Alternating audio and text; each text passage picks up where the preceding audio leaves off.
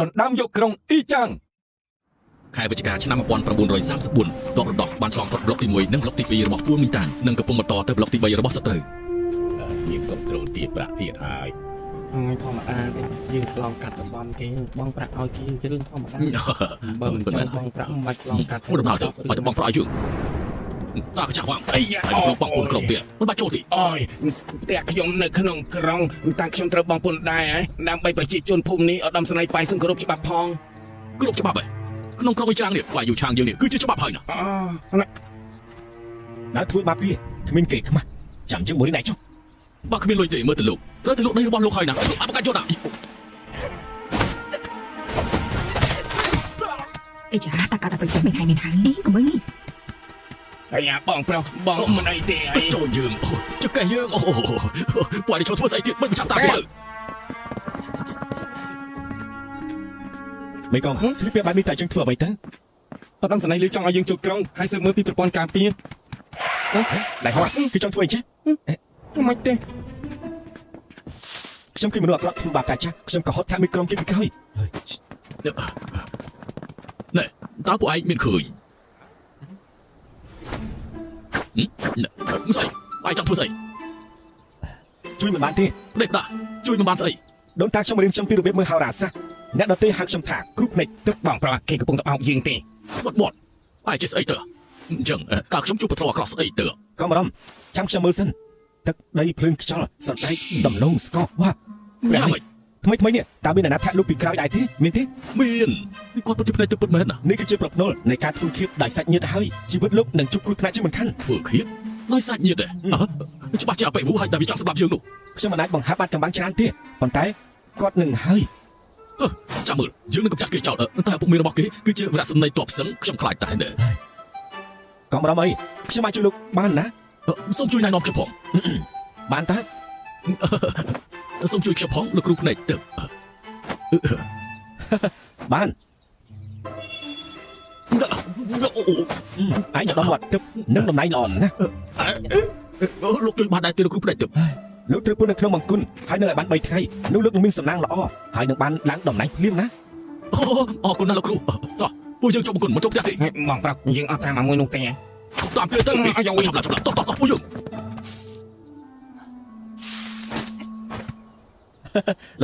លបងខ្លាយទៅជាគ្រូទីតាំងពីខាងមិនអាចបង្ហើបអាចកំបាំងបានទេ បានហើយយើងឆាប់ទៅប្រជុំជាមួយកងធំសិន តាំងពីដំស្នេហ៍ឈិនររបួសមកខ្ញុំចេញពីកងការពារ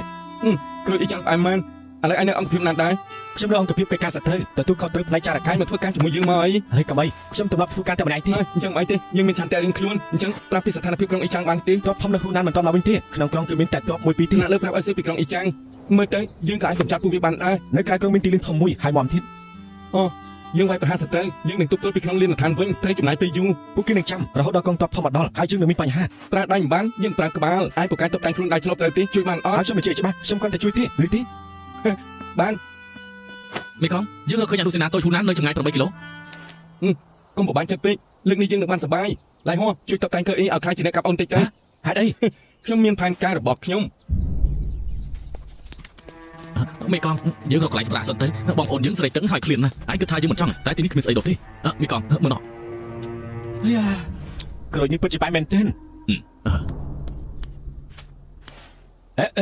មើលស្អីឯងគួរតែមានកិត្តិយសដែលយើងនេះស៊ីក្រូចឯង លេចទៅឲ្យប្រាក់ជួយខ្លាំងមក លេចចូលយ៉ាអើយឯងលេចចង់រស់ហើយចាំយើងបាញ់ឯង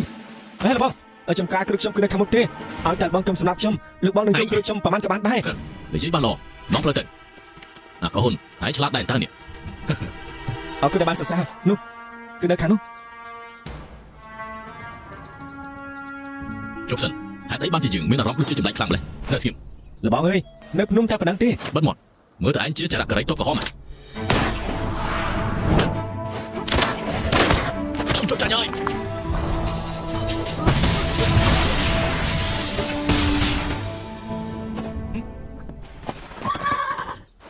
ថ្នាក់លើយកព្រមនឹងផែនការរបស់យើងហើយយប់នេះយើងបន្លំខ្លួនបំបីក្រុងអ៊ីចាំងឲ្យបាន កន្លែងស្រាប់អស់ហើយមែនទេយើងជិះជាប់ស្រួចបាញ់ជូនមកដោយឧត្តមសេនីយ៍ហឺឆាប់បាក់គ្រាទៅ ហើយតែលោកមកពីណា ឯងខ្វះភ្នែកទេមិនស្គាល់ឯងស្ថានទ័ពហ៊ូណានទេ ហ ហើយចាំមកផ្លែតខ្ញុំទៅហៅវរៈស្នេហ៍អាចបាយយូឆៃសិន បាយយូឆៃនេះគឺជានរណាគេប្រាប់ឧត្តមសេនីយ៍ពូឲ្យចេញមកទទួលជាងភ្លាម ហើយយ៉ាប់ហើយជួបអ្នកធំយើងមិនអាចយឺតទេគិតតែមិនទៅហេចូលមកអញ្ជើញចូលហើយសួស្ដីលោកនេះសូមអញ្ជើញ ហើយណាបាយយូឆៃគេជួបទៀតហើយគេជួបប្រមាណខែហើយ គាត់កំពុងតែឈឺពោះចាំខ្ញុំទៅហៅគាត់ឲ្យចុំជាហើយលបងសុំទោសលបងសុំទោសអាយ៉ាហើយលោកជាលោកគ្រូកើនតាអើយ លើកដៃឡើង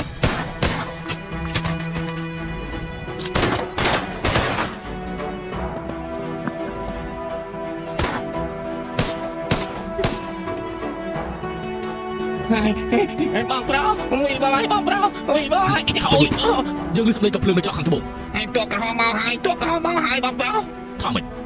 គ្រូកើពិតជាទាញត្រូវពិតមែនយើងនឹងមានសមត្ថភាពឲ្យតែយើងពូនៅក្នុងបុគ្គលនេះ ហើយលោកគ្រូកើនោះជាគ្រូបោកទេគាត់គឺជាទាហានកងទក់ក្រហម ថាម៉េច ហើយកុំអាសួរឲ្យចាប់រត់សិនទៅមិនជាងាប់ទាំងអស់គ្នាឡើយ សម្រាប់ចូល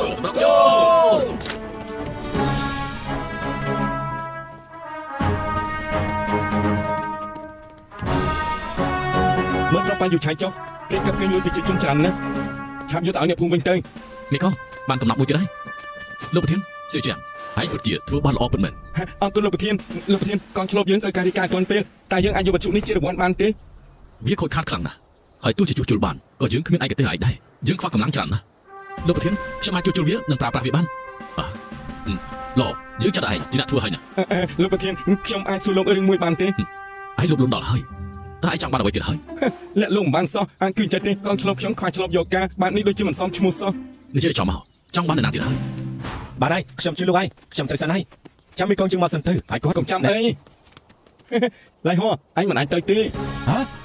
ពីពេលនេះទៅអញជាសមាជិកដើមកំណត់ថ្មីនេះជាលិខិតបញ្ជាដែលចេញដោយឧត្តមសេនីយ៍លាវអញអានទៅ ពេលពីនេះទៅឡៃហោះបដូរទៅជាក្រុមដែរនៃកំណាត់ថ្មីជាមីកងឈ្លប់ហេនឹកមិនស្មានដល់សោះសូមស្វាគមន៍មីកងដែរ